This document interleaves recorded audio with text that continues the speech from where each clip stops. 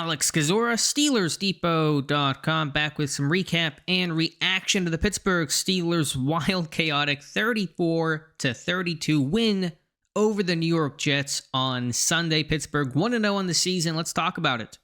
Before we start, if you guys could like this video, subscribe to the channel, and check out the site, SteelersDepot.com, would really appreciate that. So, not the way I don't think anyone expected this game to go. High scoring, back and forth affair. Pittsburgh's defense struggling, the offense making plays in this one. But that is week one. It's weird. It's unpredictable. It's why all predictions and what looks good on paper doesn't really matter, especially for week number one. So starting with that Steelers offense, I saw some commentary, especially around halftime. Oh, the offense is A+ and the defense is an F. And the offense certainly made some plays, but it did not feel like an A+ offense to me. Now, Aaron Rodgers in his Steelers debut, 22 of 30 for 244 and 4 touchdowns. The first quarterback in the post-Big Ben era to throw for 4 touchdowns in a game. He was excellent. He turned back the clock.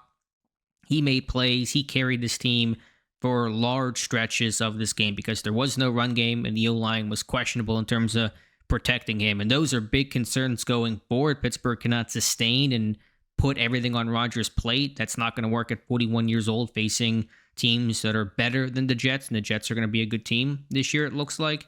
But you have to give Rodgers a ton of credit. The off-platform throws, the clutch moments, working to convert on some third and longs, getting this team in the right calls, making checks, setting the protection, really, really good against a tough defense and really good defensive-minded coaches with Aaron Glenn and Steve Wilkes in New York. So kudos to Rodgers. He was cooking today. The rest of the offense, at least in terms of the run game, O-line, not cooking nearly as much. The run game was non-existent, 20 carries for 53 yards. Caleb Johnson did not get work in this game. It was really an even split between Jalen Warren and Kenneth Gainwell. And that was kind of the inclination that I had. The Gainwell was going to be more involved overall this year than people thought, but especially early. And Johnson really not getting much work just because he's so raw in pass protection as a receiver, facing some of these tough defensive-minded coaches and good defensive schemes. It's just not conducive for a rookie with his current skill set. So he'll get more action throughout the season, I'm sure, but not going to be his time right now. But it was no time for these running backs. The offensive line got no push. That's across the board. Left tackle Broderick Jones really struggled. Tough matchup with Quinnen Williams and Will McDonald, but welcome to being a left tackle in the NFL. And so that's a really bad sign. Can he get better going forward? Sure. But you got some tough matchups. There's no days off in general for the position, but especially with the schedule that Pittsburgh has, facing Myles Garrett twice a year, Trey Hendrickson, Micah Parsons, Kyle Van Noy, Grenard in Minnesota in a couple weeks. You got a Seahawks team with some good pass rushers too in week number 2. So Pittsburgh cannot sustain by just having Rodgers run the show. That was not what he was brought in to do, and that's what he had to do today. Can you live with that for a game or two? Sure, but not long term. So that's a big concern. The receivers themselves, DK Metcalf showed why he was brought over. His yak ability. He turns on the Jets, man. He's a freaky kind of a guy. Calvin Austin, man, what a great game for him. 4 catches, 70 yards, 1 touchdown, big play after big play.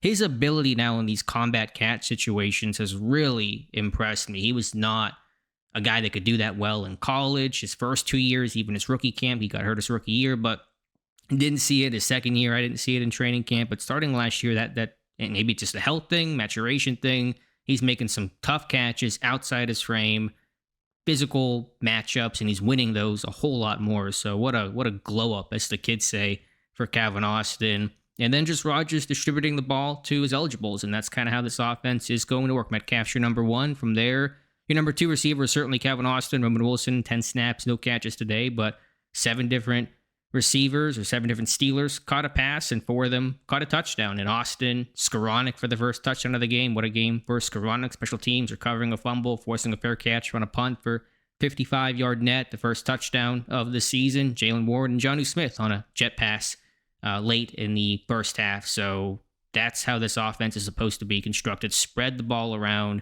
get the ball to all your eligibles, and that's what happened in the pass game today.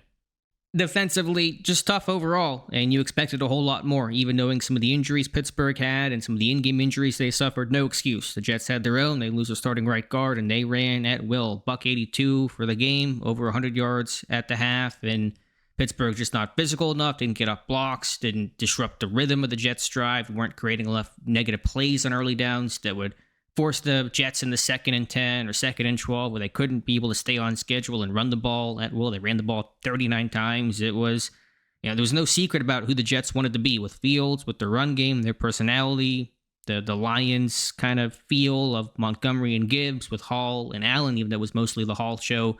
Today, he ran for over 100 yards, and Pittsburgh just has to be better overall. So I have to check the tape on exactly what happened, but it felt like unless the Jets were running at TJ Watt, the Jets were having success. Whenever they ran away from him, I think J.J. Watt mentioned that left side B gap there, really had consistent success, and Pittsburgh did not do a good job working down the track and getting off of blocks and making tackles. So overall, defensively, the pressure wasn't there. Fields went most of this game without being sacked, which for him, he's been historically sacked more than basically any other quarterback of this modern era, sacked officially one time. It was a great play by Alex Highsmith, but the Jets still found the end zone on that drive of 4th and goal. Naked keeper by Fields, all alone into the end zone. So just not good enough. Defensively, giving up some big plays through the air. Fields was really efficient. He completed over 70% of his passes. Darius Slay getting beat, tough play, but getting beat by Garrett Wilson for a 33-yard touchdown in the first half. Luckily, Pittsburgh did make the plays when it counted. Jalen Ramsey had a really good game. 2 breakups on that final drive, including the 4th down stop. I've always called him an alpha. He's just a physical presence. There's a presence about him, about what he exudes, his physicality, his intensity, his energy, and what I felt, at least in training camp, you saw in this stadium on Sunday. So big performance for those timely plays, even though the overall defensive effort was pretty poor. Some other thoughts here, special teams. There was some good, some bad. Obviously, Chris Boswell, just insane. Kicks from 56 and 60. I mean, are you kidding me?